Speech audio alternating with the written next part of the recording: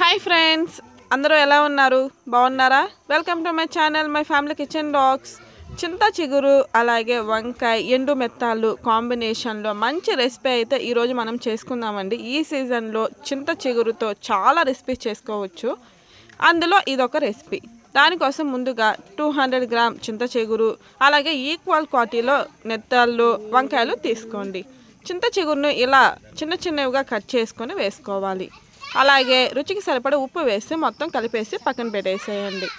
Stove వెలిగించి కడాయి పెట్టుకొని 2 table spoons oil వేసుకొని బాగా హీట్ అయిన తర్వాత 1 టీ స్పూన్ ఆవాలు, జీలకర్ర, శనగపప్పు వేసి ఎర్రగా వేపుకోవాలి.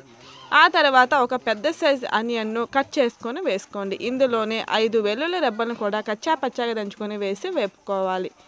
ఆనియన్స్ బాగా వేగిన తర్వాత 3 మీడియం సైజ్ టమాటాలను చిన్న చిన్న ముక్కలుగా కట్ చేసుకొని వేసి వేపుకోవాలి. ఇందులోనే కొంచెం కరివేపాకు కూడా వేసుకొని టమాటాలు పచ్చివాసన పోయి మెత్తగా అయ్యేంత వరకు మగ్గించుకోవాలి.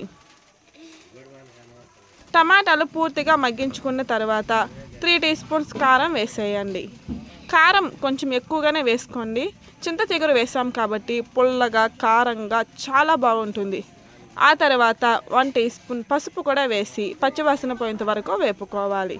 ఇప్పుడు ఇందులోకి గ్రేవీకి తగినంత వాటర్ వేసి కలిపేసేయండి. చింత చిగురుతో చాలా రెసిపీస్ ఉన్నాయండి. మీకేం రెసిపీస్ కావాలో కమెంట్ చేసేయండి, ఖచ్చితంగా అప్లోడ్ చేస్తాం.